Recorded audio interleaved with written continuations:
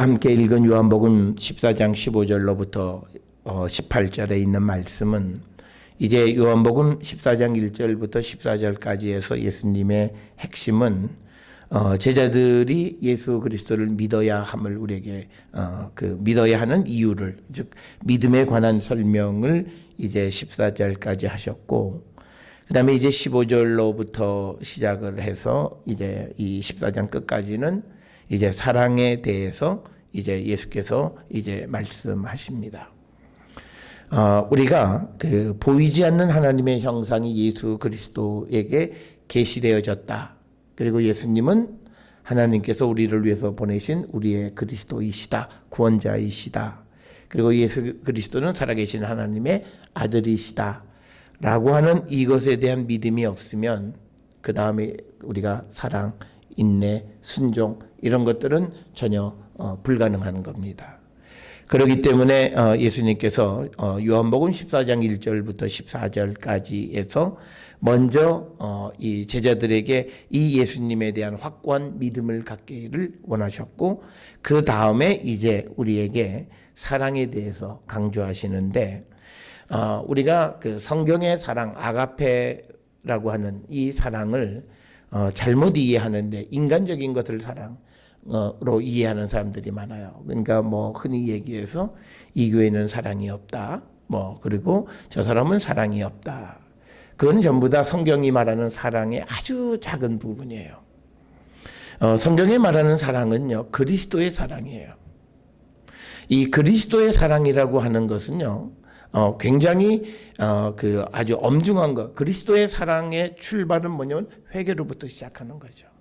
우리에게 회개하라, 천국이 가까웠다. 이 말씀을 주셔서 그것을 받아들이는 자는 이제 예수 그리스도의 사랑 가운데 들어가는 사람이고, 그 말을 거절하는 사람은 그 주님의 사랑과 관계없는 거죠. 그러니까 우리는 어떤 아픈 사람하고 잘 옆에 있는 게 사랑이다. 어떻게 보면 우리가 말하는 사랑은 공감해 주는 것을 얘기해요. 그런데 예수님이 말씀하시는 사랑은 그게 아니에요. 환부를 도려내시는 걸 얘기해요. 그건 뭐냐면 먼저 우리가 죄를 시인하고 회개하고 그 다음에 주께로 돌아가는 것. 그러니까 우리가 예수 그리스도 그리고 하나님의 사랑이 십자가에 나타났는데, 이 십자가에서 부활만 생각하는데 부활 이전에 우리에게 반드시 거쳐야 되는 게 뭐냐면 죽음이에요. 이 죽음이라고 하는 것은 뭐냐면 우리의 육신과 죄가 죽고, 그리고 과거의 삶이 죽고, 이제는 우리가 하나님께서 우리에게 주신 새 생명, 예수 그리스도가 우리에게 주시는 영원한 생명 가운데 거하는 자가 되겠다라고 하는 거죠. 그게 사랑이에요. 그래서 이걸 우리가 전하고, 그리고 이걸 우리가 잘 감당하는 그런 자들이 되어야 하고, 그 다음에 그 속에서 이제 우리가 구체적으로 누구를 위해서 목숨을 바치는 그런 사랑, 우리가 순종할 수 있고, 이게 되어지는 거예요.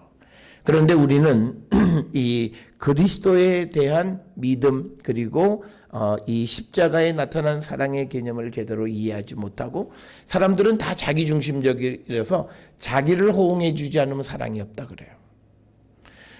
우리가 서로 사랑하는 사람들끼리 다툴 때도 마찬가지예요. 다 자기중심적인 거예요. 그런 사랑을 우리가 성경에서 말하는 그런 의미의 사랑을 성경이 말하는 건 아니다라고 하는 거예요. 사랑은 죄를 뒤집어내는 게 사랑이에요. 너 죄인임을 지적해주고 회개해서 그가 주님 안에서 생명을 얻게 하는 게 사랑이에요. 그냥 죄가 있든지 그러면 그건 지가 알아서 하겠지 나하고 무슨 상관이야, 나만 이건 사랑이 아니에요. 그래서 그 사람이 너 아프냐? 그래, 그러면 우리 오늘 좋은 시간 가질까? 이건 사랑이 아닌 거예요. 그래서 우리가 누구하고 다투어서 그리고 다투게 되어지면 그 사람이 다시 사랑을 회복하려면 그 관계에 대한, 과거의 관계에 대한 청산이 있어야 그게 다시 새롭게 시작하는 거예요. 그런데 우리는 과거 청산을 하지 않고 그냥 새로운 출발만 늘어요. 그러니까 항상 내 속에 있는 그 죄의 뿌리와 과거의 잔재들이 내가 앞으로 나가는 것을 가로막는 거예요. 그래서 오늘 주시는 15절, 너희가 나를 사랑하면 나의 계명을 지키라. 이 말씀은 예수님이 이제 예수님을 사랑하는 자는, 그러니까 뭐냐면요, 예수님 사랑하는 자는 나와 함께 하는 자이기도 하지만 그런데 내 말대로 살아야 돼, 이거예요. 그러니까 무슨 우리가 예수님에게 내가 뭘 해드리는 거, 내가 하고 싶은 대로 그게 사랑이 아니라, 너가 날 사랑해? 그러면 내 계명을 지켜. 이거는요, 우리가 이제 뒤에 나오는 21절에서도 나의 계명을 지키는 자라야 나를 사랑하는 자니, 나를 사랑하는 자는 내 아버지께 사랑을 받을 것이요, 나도 그를 사랑하여 그에게 나를 나타내리라. 그러니까 뭐냐면 우리가 이게 굉장히 중요한 건요, 이거예요. 말씀대로 안 사는 사람은 그에게는 주님이 안 나타나요. 그러니까 내가 꿈속에서 하나님 본 거 다 그건 헛소리예요. 그거 아니에요. 주님의 말씀대로 살아가는 사람에게 주님 나타나요. 그건 성경이 우리에게, 어제도 말씀드렸지만 하나님이 우리에게 임재하시는 방법이 있어요. 그 임재하시는 게 더러운 사람들에게 나타나는 것이 아니라, 더러운 사람에게 나타나는 것은요, 하나님이 그를 강권적으로 끌어서 새 사람을 만들어서 그를 쓰시고자 할 때 그때 나타나요. 그게 우리가 사도 바울 같은 경우죠. 그렇지 않고는 하나님의, 예수님의 계명을 지키는, 그래서 예수를 진정으로 사랑하는 자들에게, 그 자에게 예수님 나타나시고요. 그리고 나는 사랑받기 위해서 태어났다. 그러기 위해서 우리가 해야 될 일이 있어요. 말씀 가운데 거하는 자가 돼야 돼요.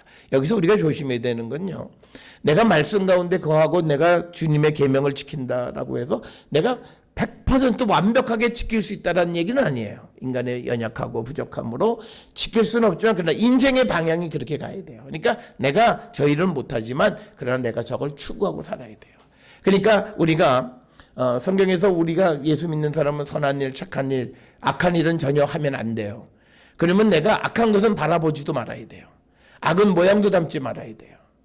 그런데 그 악에게 힐끗힐끗 쳐다보는 거, 이거는 이미 주님의 말씀을 어긴 거고 하나님 말씀을 듣지 않는 거고, 그 자에게는 하나님 나타나지 않아요. 그가 내가 하나님을 만났다라고 하는 것은 다 자기 감성적인 그런 표현에 지나지 않는다라고 하는 거예요. 그래서 우리가 예수님은 특별히 요한복음에서 강조하는 것은 뭐냐면, 나의 계명을 지키는 자가 나를 사랑하는 자다.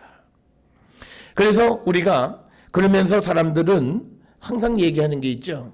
하나님 말씀대로 못 살아. 이게 무겁고 힘들어. 어떻게 살아?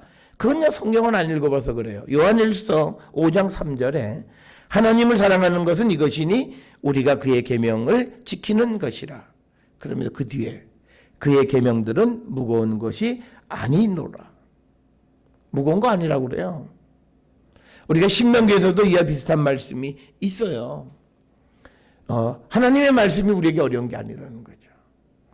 그래서 우리가 이 기독교 신앙이라고 하는 건 뭐냐면, 주님의 말씀대로 안 사는 사람은 예수님을 최소한 만난 것도 아니고요, 적어도 예수님 사랑하는 건 아니에요.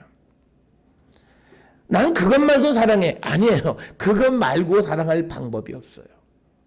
주님을 사랑하는 유일한 길은 내가 주님의 계명대로 사는 거예요. 그렇게 되어야 거기에서 이제 내가 우리가 흔히 얘기하는 주님을 내가 인격적으로 만난다. 인격적으로 만나는 방법이 뭐예요? 우리가 주님 안에, 우리가 주님의 계명을 우리가 지키는 거예요. 그래서 우리가 앞에 말씀드렸던 요한복음 14장 21절에 나의 계명을 지키는 자에게 그에게 나를 나타내신다는 거예요. 그러니까 우리가 주님을 만나는 방법이 뭔지 아세요? 내가 말씀대로 살아가려고 애쓰는 거예요. 그리고 성령의 도우심 가운데서 그 말씀 가운데 살아가려고 할 때, 그때 내가 주님을 만나요. 그러니까 성경 한 번도 보지 않고 봐도 그냥 내 관점에서만 성경을, 그런 사람이 주님을 만났다?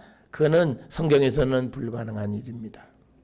그래서 오늘 우리에게 주시는 이 말씀을 우리가 꼭 기억하셔야 돼요. 너희가 나를 사랑하면 나의 계명을 지키리라. 이게 전제예요. 네가 나를 사랑하느냐 안 사랑하느냐는 내 계명을 지키느냐 안 지키느냐 거기에 달려 있다라고 이렇게 이야기하시는 거예요. 그래서 오늘 주시는 이 본문에 너희가 나를 사랑하면, 오늘날도 많은 사람이요, 주님 내가 주님을 사랑합니다, 그런 이야기들을 많이 해요. 그런데 그러면서 삶은 말씀대로 계명대로 전혀 살지 않아요. 그거는요, 주님을 만나는 게 아니고 주님을 사랑하는 게 아니에요. 그러니까 자기 방식대로 사랑하는 거예요. 그러면 안 된다라는 거죠. 그래서 오늘 주시는 이 본문에 보면 나의 계명이라고 하는 것은 나로부터 온 계명, 그러니까 예수께로부터 예수께서 말씀하신 것들, 예수께서 하신 모든 것들입니다. 그러니까 우리가 예수께서 하신 말씀은 뭐예요? 하나님께서 예수님에게 주셔서 그 예수님이 우리에게 전하신 거잖아요. 그러니까 우리가 예수님이 하신 말씀과 율법이 다를 수가 없잖아요. 하나님이 예수님에게 주셔서 그 말씀을 받아서 예수님이 다시 그것을 우리에게 전해주신 것이 예수께서 하신 계명이에요. 이게 요한복음 전체예요. 나는 나 스스로 임의로 말하지 않는다. 아버지께서 내게 말해주시거나 보여주신 것을 내가 말하거나 행한다. 그래서 예수님과 하나님은 하나이시다. 이걸 강조하는 게 요한복음이에요. 그래서 우리는 예수께로부터 온 계명, 곧 하나님의 말씀을 우리가 지키는 자가 되어야 그것을 통해서 우리가 그 하나님을, 주님을 사랑하는지 여부를 알 수 있다. 그러니까 이거예요. 내가 하나님 사랑하고 내가 주님을 사랑하는 마음, 내 마음 속에 갖고 있어요. 그런데 그게 마음 속에만 있는 게 아니라는 거예요. 내가 계명을 지키는 구체적인 삶이라는 거예요. 그러니까 그리스도의 사랑은 굉장히 아주 구체적인 거예요. 내가 주님을 사랑하는 거, 보이지 않는 주님을 내가 사랑하는 그냥 마음속으로만 내가 그거 아니에요. 주님의 말씀대로 내가 오늘 살아갈 때 내가 주님을 사랑하는 거예요. 그래서 오늘 주시는 이 15절에 있는 이 말씀에 우리가 정말 예수께로부터 온 그 계명을 지킬 때 우리가 주님을 사랑하는 줄 알고, 그 다음에 우리가 예수님이 하시는 그 계명을 지켜야만 우리는 예수님을 아는 거예요. 난 주님을 압니다. 그래요. 성경을 통해서 내가 주님을 압니다. 그래요. 그런데 그가 말씀대로 안 살아. 그건 주님 모르는 거예요. 그래서 우리가 요한일서 2장 3절에 이렇게 돼 있잖아요. 우리가 그의 계명을 지키면 이로써 우리가 그를 아는 줄로 알 것이다. 그러니까 내가 주님을 아는 건 독서로 하는 게 아니에요. 그 말씀이 살아있는 말씀으로 오늘 살아갈 때 내가 주님을 아는 거예요. 그러니까 내가 주님을 만났고 난 예수님이 누구고 그런데 그가 말씀대로 안 살면 그건 다 거짓말이에요. 우리가 믿음을 갖고 세상을 살아가면서 많은 사람들을 만나요. 물론 우리가 누구를 판단하고 정죄하고 그를 권하는 우리에게 없지만, 그러나 분명한 건요, 저 사람이 거짓을 말한다, 저 사람이 진실을 말한다, 저 사람은 성경 안에 있는 말을 한다, 저 사람은 성경과 관계없는 말을 한다. 이건 알 수 있어요. 그리고 이거는 판단해야 돼요. 이게 영적인 능력이에요. 그걸 가지고 남을 우리가 정죄하거나 그럴 수는 없지만 옳고 그름을 분별하는 분별의 영을 갖고 사는 거예요. 왜냐하면 이 시대에는요, 우리가 이제 뒤에 나오는 말씀이 보혜사를 주시는데 보혜사가 진리의 영인 거예요. 우리에게 진리를 가르쳐주는 영이 성령이에요. 진리란 옳은 것, 그른 것을 분별하는 영이에요. 그러니까 우리가 자꾸 착각하는 게 성령 충만한 사람들이 방언의 은사만 우리가 자꾸 얘기하는데 그거 아니에요. 물론 그런 은사를 가진 사람도 있겠지만 가장 중요한 것은 옳고 그름을 분별할 줄 알아야 돼요. 이 세상에 미혹하게 하는 것과 진리의 영이 무엇인지를 분별할 줄 알아야 돼요. 그러니까 적어도요, 성경에 쓰여져 있는 것을 어렵다, 힘들다, 못한다, 이거는 성경과 다 반대되는 이야기 하는 거잖아요. 그 사람들이 진리일 수 없고요, 그 사람들이 그리스도의 사람일 수가 없어요. 그래서 우리가 그 사람을 정말 새롭게 믿음으로 끌어들이지 않는 다음에는 그 사람하고 교제할 이유가 없어요. 우리는 그냥 육신의 즐거움을 가지고 그냥 누구와 만나려고 그래요. 그리고 내가 언젠간 복음을, 마음엔 그 생각조차도 없어요. 기도조차도 안 해요. 그러면서 그들을 만나요? 그건 안 돼요. 왜? 우리가 왜 구약 성경에서 가나안 사람들하고는 만남조차 결혼도 시키지 말라고 했냐면요, 영향을 받아요. 선한 영향을 끼치는 것보다 우리가 악한 영향 받는 게 훨씬 더 커요. 그래서 악은 모양도 담지 말라고 하는 거고, 악은 근처도 가지 말라고 하는 거고, 내가 살고 있는 곳을 내가 깨끗하게 정화해야 되는 이유는 바로 그거예요. 그 정화 가운데 많은 사람들이 되지 않은 게 뭐냐면 세상의 것을 정리하지 못해요. 그 중에 가장 중요한 게 사람이에요. 우리가 사람을 만나지 말라 그런 의미가 아니에요. 이게 복음을 전하는 이유로는 사람을 만나야만 복음을 전할 수 있겠죠. 그런데 우리가 이런 거예요. 어떤 사람은 내가 복음 전한다 그러면서 그 사람이 좀 틀린 얘기를 해도 가만히 있어요. 그리고 나서 내가 어느 때 기회가 오면 복음을 전한다? 그게 될 것 같아요? 왜? 복음은 진리의 영이에요. 진리는 다른 것, 틀린 것을 가르쳐줘야 돼요. 그런데 내가 과거 그 사람의 마음을 사기 위해서 틀린 것에 대해서 동의하고 동조해요. 그런데 어느 날 가서 이게 진리인데? 그러면 야, 너 왜 그땐 딴 소리 하고 이제 와서 다른 소리 하냐? 그럼 할 말이 없어요. 그리고 더더욱 그 상대의 생각에 쟤는 저 말이 확신하지 못하는구나 이걸 알아요. 그래서 그때는 그렇게 얘기했고 지금은 이렇게 얘기하는구나 그걸 알아요. 그럼 복음은 안 들어가요. 그래서 우리가 복음이라고 하는 것은 하나님의 예수의 하나님의 말씀 안에 우리가 말씀을 지키는 건 항상이에요. 그건 아니면 아닌 건 아닌 얘기를 해야 돼요. 이제 우리가 누구에게 아니라고 하는 이야기를 못하는 건 뭐냐면 그 사람과의 인간적 관계 때문에 그래요. 사람의 일을 생각하는 거예요. 그런데 하나님의 일은 아니잖아요. 그러니까 예수님이 이 베드로에게 말씀하신 것도 같아요. 너는 왜 사람의 일만 생각하니? 하나님의 일을 좀 생각해봐. 그래서 우리가 너희가 나를 사랑하면 나의 계명을 지키라고 하는 이 계명을 지키는 구체적인 삶이 나타날 때 우리가 하나님을 예수님을 사랑하는 줄 안다는 거예요. 그래서 이 사랑은요 굉장히 구체적이에요. 그러니까 때로는 부딪혀요. 때로는 갈등이 와요. 그런데 우리는 그 갈등이 싫어서 이 사람하고 좋은 육신의 관계를 맺기 위해서 하고 싶은 얘기 안 해요. 그게 우리의 문제라고 하는 거예요. 그래서 주님은 이 세상에 어둠을 몰아내고 빛을 비추기 위해서 오셨어요. 그러면 어떤 곳에도 어둠을 용납하지 않으셔야 돼요. 그리고 우리가 그 예수를 닮아가면 우리는 세상의 빛이라 말씀하셨어요. 그러면 어둠에 대해서 너는 틀렸다고 얘기해야 돼요.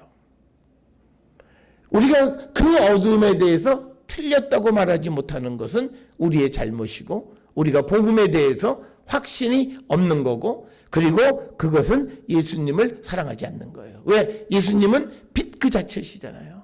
이 세상에 빛을 주기 위해 오셨어요.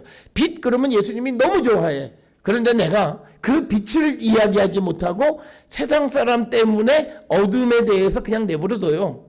그러면 나는 예수님 사랑하는 게 아니라 어둠을 사랑하는 거예요. 그래서 오늘 우리에게 주시는 이 15절에 너희가 나를 사랑하면 나의 계명을 지키리라. 그래서 우리의 믿음은 굉장히 구체적으로 우리가 예수 그리스도를 믿는가를 알 수 있다라고 하는 거예요. 그래서 우리는 내가 주님을 사랑합니다. 말로 필요 없어요. 내가 말씀 안에 살아가면 나는 주님을 사랑하는 거예요.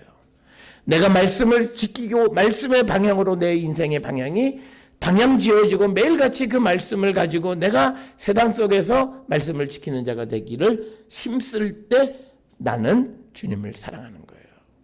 굉장히 구체적인 거예요. 그래서 내가 주님을 사랑하는 걸요, 세상 사람은 잘 모를 수 있어요. 왜? 내 마음속의 갈등은 나만이 알잖아요. 이 사랑은요, 나와 하나님 사이에서만 알 수 있는 거예요.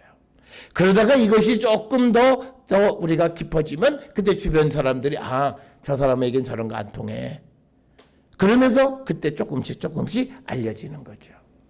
여러분 우리가 사람마다 차이는 있겠습니다만 누구를 사랑할 때요. 막 자기가 떠들지 않고 그러면요. 우리가 두 사람만 그 관계를 아는 거예요. 하나님과 우리 사이의 관계를 아는 거예요. 내가 주님을 사랑한다 안 한다는 것은 주님은 알아요. 저 사람이 말로는 나를 사랑한다 그러는데 정말 나를 사랑하느냐 안 하느냐 주님은 아세요. 그리고 주님은 우리에게 말씀하세요. 너 그러면 안 돼. 너 날 사랑한다 그러고 너 지금 세상에 다른 남자 만나고 말이 되냐? 여러분 우리가 그 호세아서에 보게 되면 그렇잖아요. 호세아가 고멜을 데려온 다음에 넌 이제는 다른 사람들하고 만나지도 말고 음행행하지도 말고 하지 마라. 나도 안 하겠다. 그런데 우리가 이 주님의 진리의 말씀을 받고도 어둠에 대해서 틀렸다고 얘기 못하는, 그것은 주님을 사랑하지 않고 아직도 세상을 사랑하는 거예요. 그래서 우리가 너희가 나를 사랑하면 나의 계명을 지키리라. 우리가 그리스도에 대한 우리의 사랑의 고백은 굉장히 구체적인 거라는 거예요. 우리가 많은 사람들이 내 마음 내가 숨기면 나만이 알고 아니에요. 내가 살아가는 삶의 모습을 보면 저자가 그리스도를, 주님을 사랑하는지 아닌지, 형식적이고 그냥 그런 사랑인지를 분명하게 알 수 있다라고 하는 겁니다. 그러면서 16절에 내가 아버지께 구하겠으니 이제 그가 또 다른 보혜사를 너희에게 주사 영원토록 너희와 함께 있게 하리니. 여기서 우리가 중요한 개념이 있어요. 첫째, 우리가 이 성령은요, 우리와 영원히 함께 한다는 거예요. 오늘 주셨잖아요. 보혜사를 너희에게 주사 영원토록 너희와 함께 있게 하리다. 그러니까 우리가 성령을 체험하고 성령이 들어갔다 나갔다, 성령이 내 안에서 어떨 때는 활기차게 일하셨다, 점점 우리가 성령을 그렇게 모독하면 안 돼요. 성령은 그런 분 아니에요. 우리에게 들어오면 영원히 우리를 떠나지 않으세요. 그런데 우리가 죄를 진다? 그게 있을 수 없는 일이에요. 우리가 로마서에도 8장 4절 5절에 보게 되면 우리가 성령 안에서 율법의 요구가 뭐예요? 계명을 지키게 하는 거예요. 그러니까 뭐냐면 성령이 우리가 하나님을 사랑하는지를 증명해 줘요. 그게 증언해요. 나를 증언해 주는 거예요. 내가 믿음 안에 있느냐 없느냐를 보여주는 거예요. 근데 그거를 도와주는 거예요. 어떻게? 하나님의 말씀을, 계명을 지키게 해서 우리가 하나님을 사랑하는 줄을 드러내주는 역할을 하는 그런 우리의 도움자세요. 그래서 보혜사예요. 우리가 이 보혜사 파라클레토스라고 하는 이 헬라어, 이건 뭐냐면요, 우리에게 도움을 주는 거예요. 우리는 뭐에게 우리에게 도움을 주느냐? 우리가 주님을 사랑하는 줄을 도와주시는 거예요. 그래서 오늘 주시는 이 15절 16절에 우리가 예수의 계명을 지켜야만 예수님을 사랑하는 줄 아는데, 그 우리가 계명을 지키는데 우리를 도와주는 게 바로 보혜사라는 거예요. 그래서 오늘 주시는 본문에서 이 성령이 우리와 영원히 함께 한다는 거예요. 여러분, 이걸 우리가 꼭 기억을 하셔야 돼요. 그러니까 내가 정말 성령을 체험했고 주님이 내 안에 계시면요, 이 성령이 귀찮다고 해서 나갔다 들어왔다, 어느 날은 활기차게 일했다, 이건 전부 다 인간의 자기 변명적인 거예요. 그러니까 뭐냐면 책임을 성령에게, 하나님에게 전가하려는 인간의 그 아담과 같은 속성이 있는 거예요. 그건 뭐냐면요, 내 안에 계시는 성령께서 활기차게 역사하지 않았기 때문에 내가 죄졌다는 거예요. 말이 돼요? 그건 말이 안 되는 거예요. 그래서 모든 문제는 내가 성령 아닌 걸 성령이라고 착각하고 사는 거예요. 그러니까 들어갔다 나갔다 하는 거고, 어떨 땐 뜨겁다가 어떨 땐 안 뜨겁다가 하는 거. 성경에 그런 거 없어요. 영원히 너희와 함께하리라. 마태복음 28장 20절에서도 보면 내가 너희와 영원히 함께하리라. 영원히 예수 그리스도를 영접하고 주님을 영접하고, 이제 그래서 주님이 우리에게 성령을 부어주신 그 자에게는 영원히 그를 떠나지 않고 그를 도우시고 그를 지키셔서 그가 주님 하나님 나라에 들어갈 때까지 우리와 함께 하신다는 거예요. 그래서 우리가 오늘 주시는 이 16절에 보혜사가 영원토록 우리와 함께 계신다는 거예요. 그러니까 내가 성령이 내 안에 있는 사람이 나쁜 짓 할 수 있겠어요? 그러니까 뭐냐면 사람들이 인간의 그 아주 교묘한 수법이라고 말씀드리냐면, 내가 죄 짓고 싶어요. 내 욕망을 이루고 싶어요. 그런데 이 성령이 걸지작거려요. 그러니까 이 성령을 잠깐 빼두는 거예요. 잊을 수가 없죠. 그러니까 그는 성령이 아니라 유다 성령을 갖고 있으면서 성령 체험했다고 그러는 거예요. 그러니까 죄를 짓는 거예요.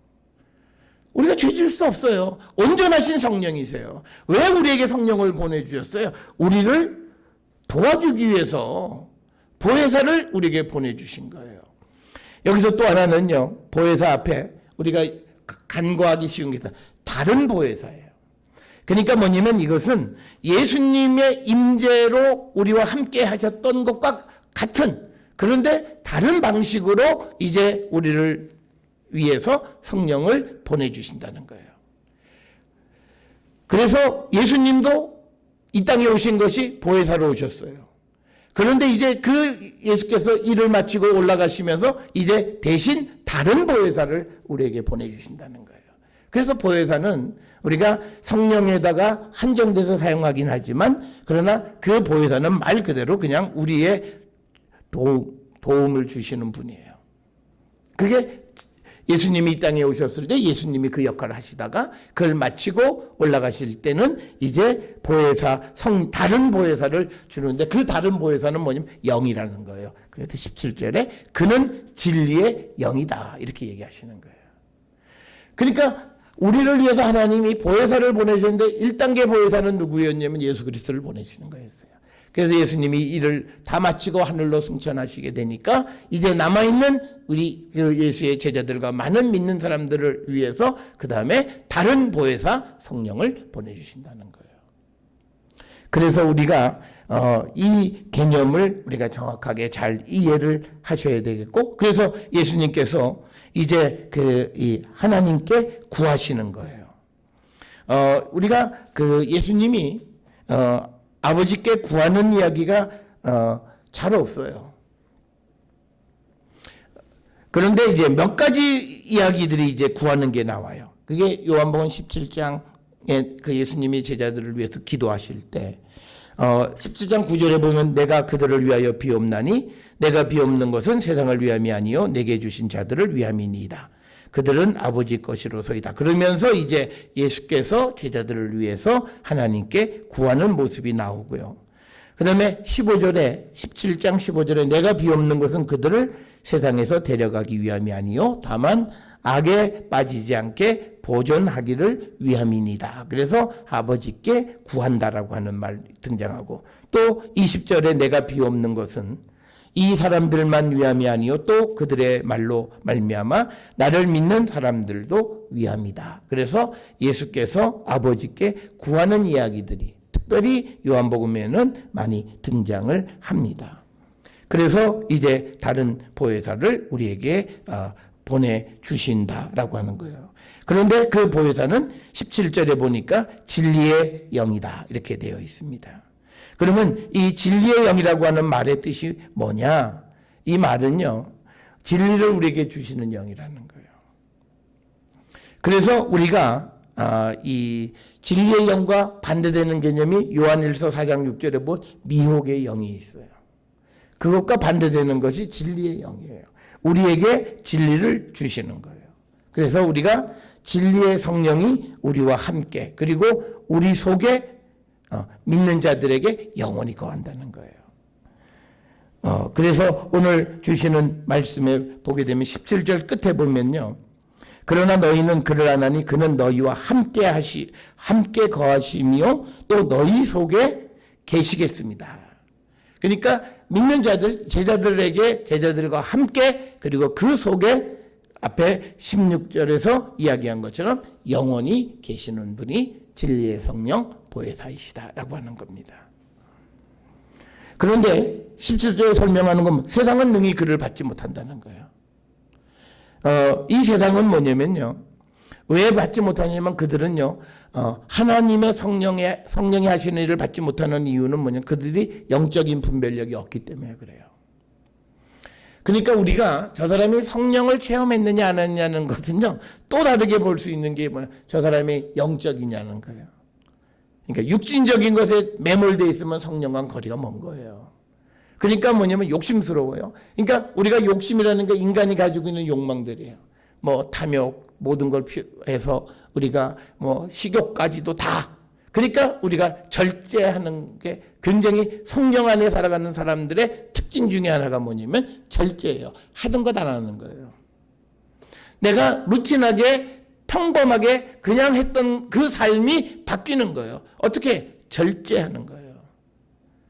그게 그 사람이 성령을 체험했는가 안 했는가를 알 수 있어요. 그래서 우리가 성령 체험한 사람들의 삶의 특징은요. 일관성이 있어요.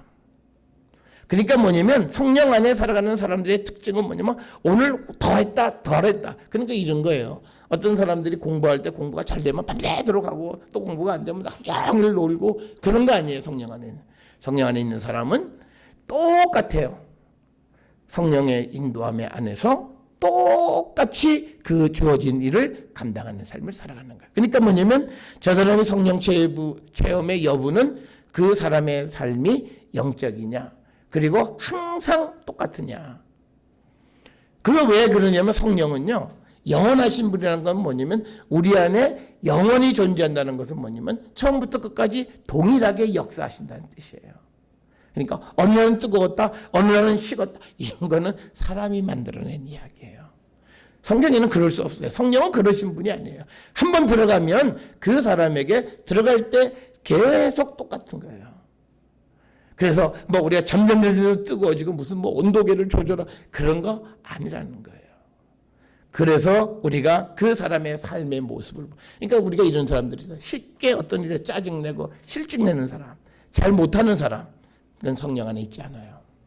성령 안에 있는 사람은 뭐냐면 꾸준하게 하는 거예요. 그러니까 보세요. 바울이 내가 그래도 복음을 전하는 일을 꽤 했어. 이제 난 나이가 많이 들었으니까 이제 내가 좀 이제 선교의 방법을 좀 바꿔서 나는 이제 하여튼 선교 센터를 지어서 사람들을 이렇게 부려서 보내는 일을 해야지 나는 이제 현장에서는 못한다. 그런 거 없잖아요. 마지막까지 복음을 전하다가 체포돼서 결국은 죽임을 당하는 거예요. 똑같은 거예요. 처음부터 끝까지. 그래서 우리가 이 성령 안에 살아가는 사람들의 모습은 성령이 그와 함께 그 안에 영원히 거하시면 그의 삶은 변화가 되는데 변화 중에 하나가 뭐냐면 지속적인 거예요. 그다음에 또 하나는 인간적인 그런 욕심들이 다 절제되어져요. 그래서 그건요 뭐 내가 어떻게 해야 되겠다 내 결단이 아니에요. 내 안에 계시는 성령이 나를 지배하시는 거예요. 그렇게 영적인 사람 그 다음에 또 하나는요 그 사람이 말씀에 관심이 확 빠져야 돼요. 이 성경 영적인 것 여기에 말씀에 깊이 빠져야 돼요. 거기에 관심이 없어요. 그건 영적인 거 아니에요. 성령 아니에요. 자기 느낌이지.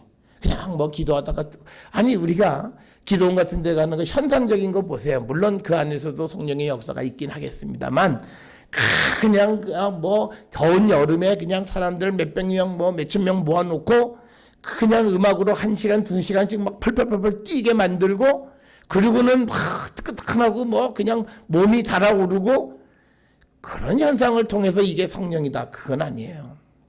때로는요 구약에 보면 성령은요 물로 나타나요.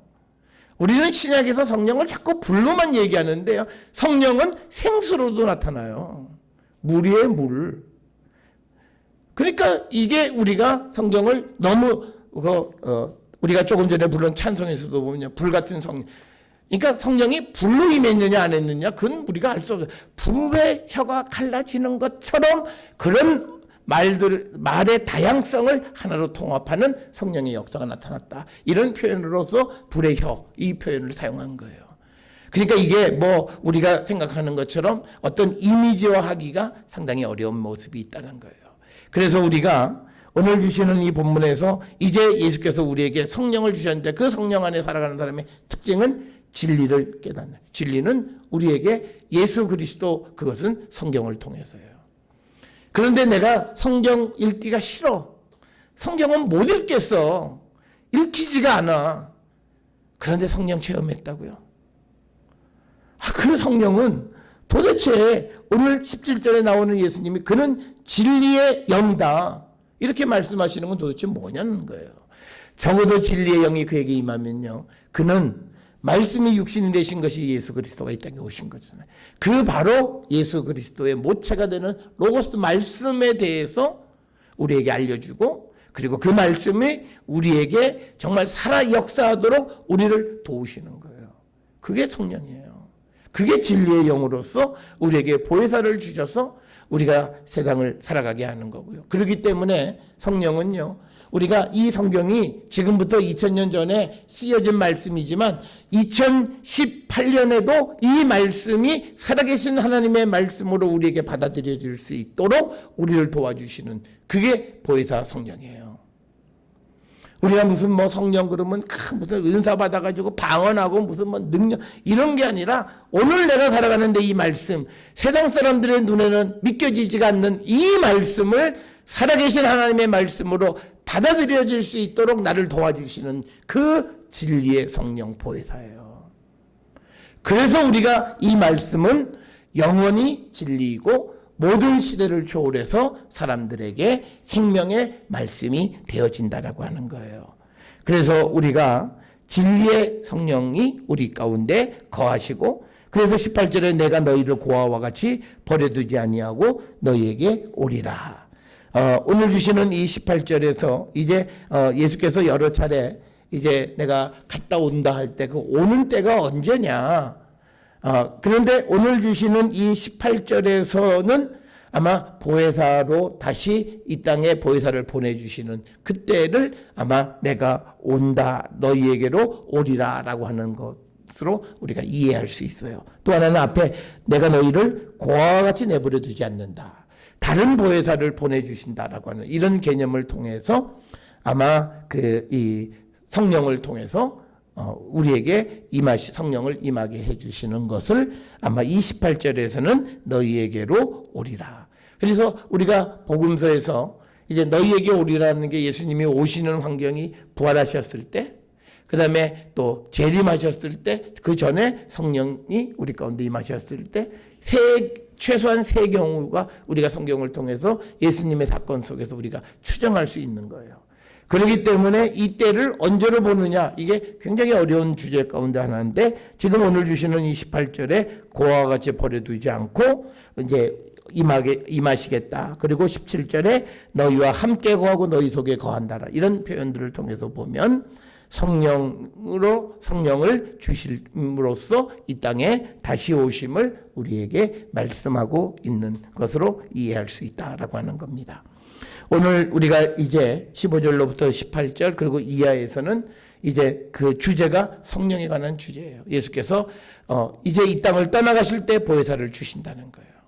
그런데 그 보혜사는 우리에게 진리의 영으로서 우리에게 진리를 가르쳐 주는 거고, 그리고 그 진리의 성령은 우리 안에 우리와 함께 영원히 거하시는 것이다라는 것.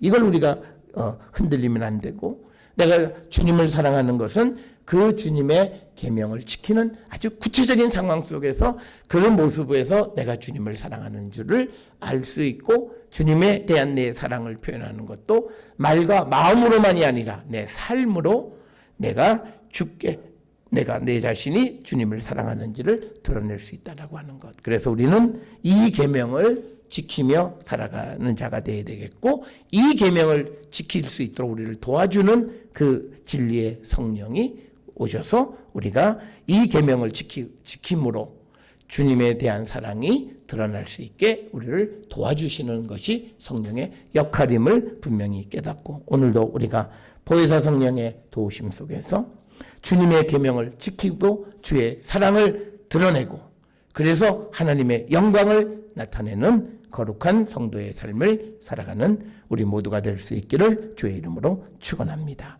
기도하시겠습니다.